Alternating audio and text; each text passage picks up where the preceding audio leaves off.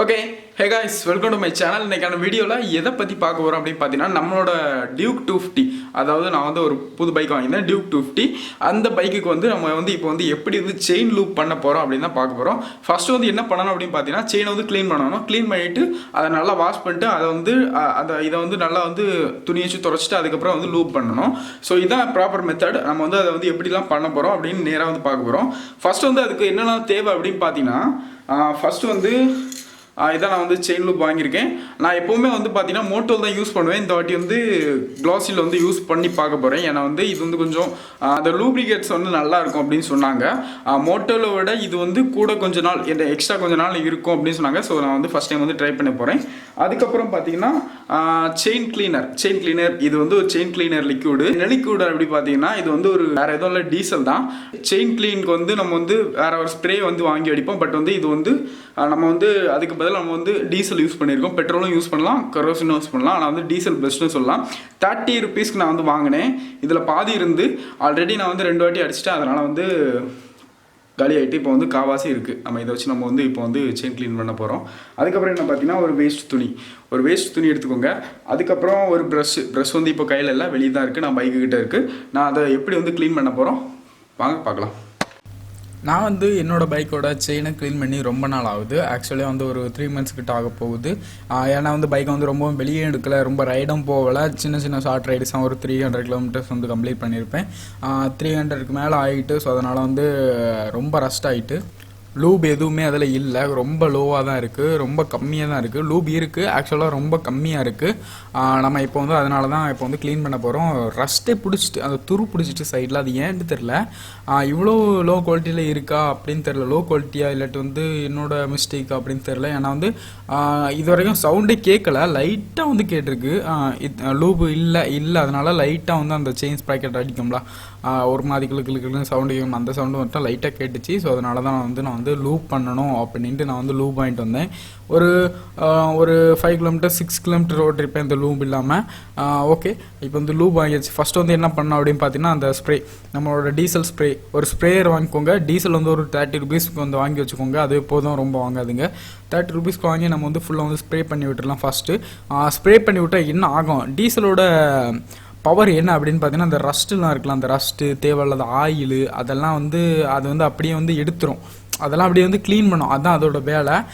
இப்போ வந்து ரஸ்ட்டுலாம் இருக்குது, இதில் வந்து பழைய ஆயில் இருக்கும், பழைய அந்த லூப்போட அந்த இதில் அதை கறி பிடிச்சி போயிருக்கும், அதில் வந்து ஒட்டி இருக்கும், டஸ்ட்டாக இருக்கும். டஸ்ட்டு எல்லாத்தையுமே வந்து அது க்ளீன் பண்ணிடும். ஃபஸ்ட் வந்து சுற்றி வந்து நம்ம வந்து டீசலை வந்து தெளிச்சு விட்றணும். சுற்றி எல்லா செயின்லேயும் டீசலை வந்து அடிச்சு விட்றணும். இன்னர் ஸ்ப்ராக்கெட்லேயும் அடிக்கணும், அவுட்டர் ஸ்ப்ராக்கெட்லேயும் அடிக்கணும். 2 ஸ்ப்ராக்கெட்லேயும் அடிச்சிருங்க. இன்னர் ஸ்ப்ராக்கெட்டோட இதை வந்து என்னால் காமிக்க முடியலை, அதனால் வந்து 2 அடிச்சுட்டு என்ன பண்ணணும் அப்படின்னு பார்த்தீங்கன்னா, உங்களோட டூத் ப்ரெஷ் இருக்கலாம், அதாவது நீங்கள் வந்து பல் விளக்கக்கூடிய ப்ரெஷ்ஷு, அந்த ப்ரெஷ் வந்து ஓல்டு ப்ரெஷ்ஷு அதை இதாக இருந்தால் அதை வச்சு நல்லா வந்து க்ளீன் பண்ணுங்கள்.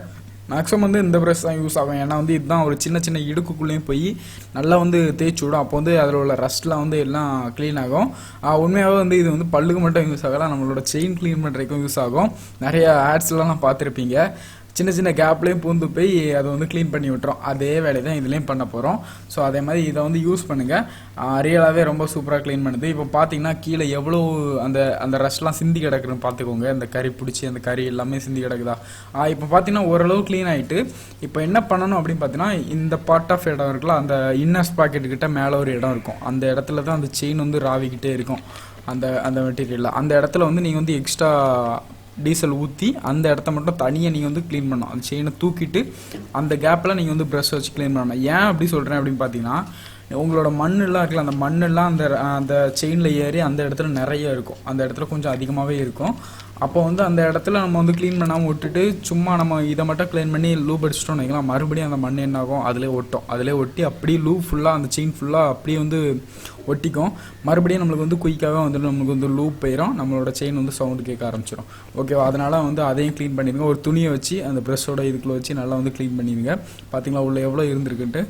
ஃபஸ்ட் நல்லா க்ளீன் பண்ணியாச்சு. ஓகே, இதை வந்து கம்ப்ளீட் பண்ணியிருக்கேன். முடிஞ்சால் இன்னும் ஸ்ப்ராக்கெட்டோட கவரை கலத்திட்டு க்ளீன் பண்ணுங்கள். நான் வந்து க்ளீன் பண்ணல, எனக்கு அந்த டூல்ஸ் இல்லை. நான் வந்து அடுத்த சர்வீஸில் அதை கலத்திட்டு ஃபுல்லாக வந்து க்ளீன் பண்ணிடுவேன். அதுக்கப்புறம் என்ன பண்ணணும் அப்படின்னு பார்த்தீங்கன்னா, உங்கள் பைக்கை நல்லா வந்து வாஷ் பண்ணுங்கள்.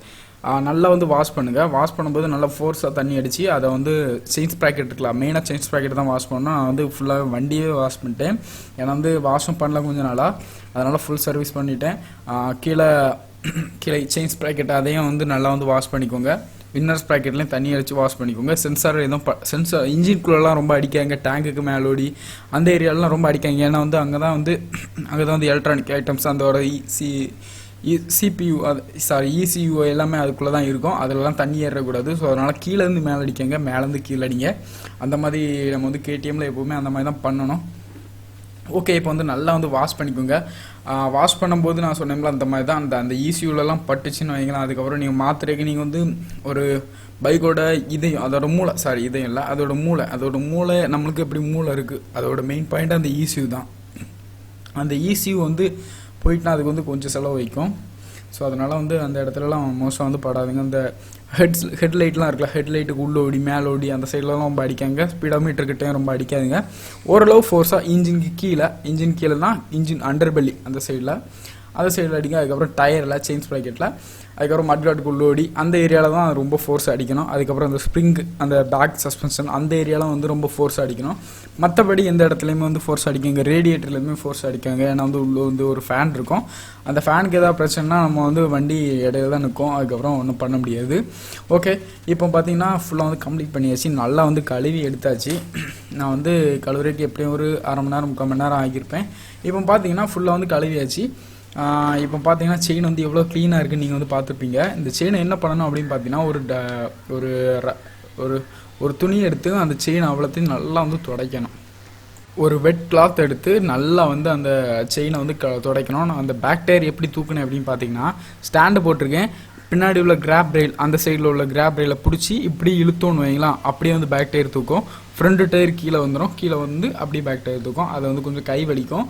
நான் வந்து லெஃப்ட் ஸ்கேன் யூஸ் பண்ணி நான் வந்து தூக்கிட்டு இருக்கேன். எனக்கு வந்து கொஞ்சம் கை வலிக்க தான் செஞ்சு. அப்படியே வந்து அட்ஜஸ்ட் பண்ணி நீங்கள் வந்து சுற்றுங்க.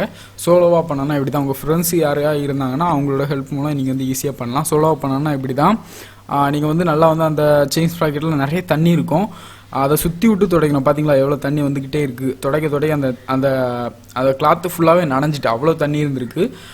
நல்லா வந்து க்ளீனாக துடைச்சிருங்க. ஏன்னா வந்து தண்ணி இருந்துன்னு வைங்களா, அந்த இடத்துல வந்து லூப் வந்து ஒழுங்காக அப்ளை ஆகாது. அதனால் நமக்கு வந்து ஒழுங்காக அப்ளை ஆகாமல் சவுண்ட் வந்து குயிக்காக கேட்கும். நல்லா வந்து க்ளீன் பண்ணிடுங்க. ஓகேவா? க்ளீன் பண்ணிட்டு ஒரு 10 மினிட்ஸ் காய வச்சுருங்க. காய வச்சுட்டு அதுக்கப்புறம் நீங்கள் வந்து லூப் அடிக்கணும். ஓகேவா? லூப் பாருங்கள். நான் வந்து இப்போ வந்து எவ்வளோ க்ளீனாக இருக்குது அப்படின்னு பார்த்துக்கோங்க. ஒரு ரஸ்ட்டு கடை இல்லை, சின்ன ரஸ்ட்டு உள்ளோடி இருக்கும். அதெல்லாம் ஒன்றும் பண்ண முடியாது. நல்லா வந்து க்ளீன் பண்ணியாச்சு. ஸ்ப்ராக்கெட்டு, இன்னர் ஸ்ப்ராக்கெட், அவுட்டர் ஸ்ப்ராக்கெட்டை க்ளீன் பண்ணியாச்சு. இன்னர் ஸ்ப்ராக்கெட் ரொம்ப வந்து க்ளீன் பண்ணல. பார்த்துக்கோங்க, சின்ன ரஸ்ட் வந்து உள்ளே இருக்கும். அதெல்லாம் நம்ம வந்து அவ்வளோ சீக்கிரத்தில் வந்து எடுக்க முடியாது. அந்தளவு ஃபோர்ஸாக தண்ணியும் இல்லை, அந்தளவு ஃபோர்ஸ் நம்மகிட்ட வந்து இருக்காது. இப்போ பார்த்தீங்கன்னா லூப் எடுத்தாச்சு. அதில் ஒரு இது கொடுத்துப்பாங்க, ஸ்ட்ராவ் மாதிரி. அந்த ஸ்ட்ராவ் வந்து நம்ம அந்த பாயிண்டில் மாட்டிக்கணும். அதுக்கப்புறம் நல்லா வந்து ஷேக் பண்ணிக்கோங்க. லூப் வந்து எப்படி அப்ளை பண்ணணும் அப்படின்னு பார்த்தீங்கன்னா, ஒரு செயினில் வந்து ஒரு செயினில் வந்து இன்னர் அந்த உள் சைடில் வந்து ஒருக்காக தான் நீங்கள் வந்து போடணும். நான் அந்த வீடியோவில் பார்த்தீங்கன்னா 2-3 டைம் போடுறேன். இந்த மாதிரி தயவு செய்து போட்டுறாதுங்க. நான் வந்து தப்பு பண்ணிட்டேன். ஏன்னா வந்து நான் வந்து மோட்டோவில் 2-3 டைம் போடுவேன். அதில் வந்து அவ்வளோ வந்து லூப்ரிகண்ட் இருக்காது, பட் வந்து ஸ்மூத்தாக இருக்கும். இதில் வந்து லூப்ரிகண்ட் அதிகமாக இருக்குது. ஆயில் அந்த இது வந்து அதிகமாக இருக்குது. நான் வந்து அது தெரியாமல் மோட்டோல் மாதிரி நான் நினச்சி போட்டுட்டேன். ஒரு 2-3 டைம் ஒரே இடத்துல வந்து அடிச்சிட்டேன். இந்த லூப் வந்து ஒன் டைம் மட்டும் தான் யூஸ் பண்ணணும் ஒரு இடத்துல. இது அந்த செயினோட இன்னரில் மட்டும் யூஸ் பண்ணுங்கள். அவுட்டரில் வந்து லைட்டாக யூஸ் பண்ணிக்கோங்க. ரொம்ப யூஸ் பண்ணாதுங்க. இன்னரில் மட்டும் நல்லா வந்து யூஸ் பண்ணிக்கோங்க. யூஸ் பண்ணிட்டு 1 டைம் தான் யூஸ் பண்ணோம், 2-3 டைம் அடிக்காதுங்க. நான் வந்து 2-3 டைம் அடிச்சிட்டேன். அதனால் எனக்கு என்ன நடந்துச்சு அப்படின்னு பார்த்தீங்கன்னா, ஃபஸ்ட் ரைடு நான் வந்து வெளியே போகும்போது ஒரு 1/2 hour கழிச்சு வெளியே போகும்போது என்ன ஆச்சு அப்படின்னு பார்த்தீங்கன்னா, அப்படியே அந்த லூப் சுத்த ஹீட் ஆகி அந்த லூப் அவ்வளோ அப்படியே வந்து தெரிச்சு அந்த கவர் செயின் ஸ்ப்ராக்கெட் கவர்லாம் இருக்கலாம், அதிலெல்லாம் மேலோடி ஃபுல்லாக நூலாக தெரிச்சிட்டு, அதுக்கப்புறம் பெரிய இது என்ன பார்த்தீங்கன்னா, ஆரஞ்சு கலர் அலாய் இருக்குல்ல, அந்த அலாய் ஃபுல்லாக தெரிச்சு கருன்னு இருக்குது. ஏதோ ஒரு பெயிண்ட் பட்ட மாதிரி இருக்குது, பிளாக் கலர் பெயிண்ட் அப்படி தூவி விட்டால் எப்படி இருக்கும் அந்த மாதிரி கருன்னு இருந்து. அதுக்கப்புறம் வீட்டுக்கு வந்து அந்த அலாய் ஃபுல்லாக நான் வந்து டீசல் அடித்து ஃபுல்லாக நீட்டாக தொடச்சி எடுத்து அதுக்கப்புறம் வாட்டர் வாஷ் பண்ணி அதுக்கப்புறம் தான் விட்டேன். பட் வந்து ஒரு ஃபஸ்ட்டு ரைட்லேயே வந்து அவ்வளோ லூபும் போயிட்டு அந்த தேவையில்லாத லூப் அவ்வளோ போயிட்டு ஓகேவா. ஸோ அதனால் பிரச்சனை இல்லை. அதுக்கப்புறம் பார்த்தீங்கன்னா அந்த லூப்பில் வந்து எவ்வளோ ஒரு பிசுப்பு தன்மை அந்த பசை மாதிரி இருக்குது எவ்வளோ இருக்குது பார்த்துங்க. ஸோ பார்த்தீங்கன்னா தெரியும் நல்லாவே வந்து க்ரிப்பாக இருக்குது, நல்லா இருக்குது இந்த லூப்பு ஒன்ஸ் அடித்தா நீங்கள் வந்து ஒரு 200-250 கிலோமீட்டர் வந்து ஓட்டலாம். அதுக்கப்புறம் நீங்கள் வந்து மறுபடியும் ஒன்ஸ் அடிக்க வேண்டியது இருக்கும். ஓகே, இவ்வளோ தான் இந்த வீடியோ பிடிச்சிருந்தா லைக் பண்ணுங்கள், மறக்காமல் ஷேர் பண்ணுங்கள். இப்படி தான் நீங்கள் வந்து லூப் வந்து அடிக்கணும், நான் சொன்ன முறையில் அடிங்க. ஃபஸ்ட் வந்து க்ளீன் பண்ணுங்கள், செகண்ட் வந்து தொடங்க வாட்டர் வாஷ் பண்ணுங்கள், அதுக்கப்புறம் தொடங்க, அதுக்கப்புறம் லூப் அடிங்க. ஒன்ஸ் ஒரு செயினுக்கு ஒரு வாட்டி தான் அடிக்கணும், மோட்டர்லாம் 2 வாட்டி அடிக்கலாம். பட் வந்து இந்த லூப்பாக இருந்தால் ஒருக்கா தான் அடிக்கணும் ஓகேவா. ஓகே, இவ்வளோ தான். அந்த லூப் வந்து வேறு இடத்துல தேவையில்லாத இடத்துல பட்டுச்சுன்னா அதை எப்படி க்ளீன் பண்ணணும் அப்படின்னு பார்த்தீங்கன்னா டீசல் யூஸ் பண்ணி நீங்கள் வந்து ஈஸியாக வந்து க்ளீன் பண்ணிடலாம். ஓகே, இந்த வீடியோ பிடிச்சா லைக் பண்ணுங்கள், ஷேர் பண்ணுங்கள், மறக்காமல் சப்ஸ்கிரைப் பண்ணுங்கள். நெக்ஸ்ட் வீடியோவில் பார்க்கலாம். பை.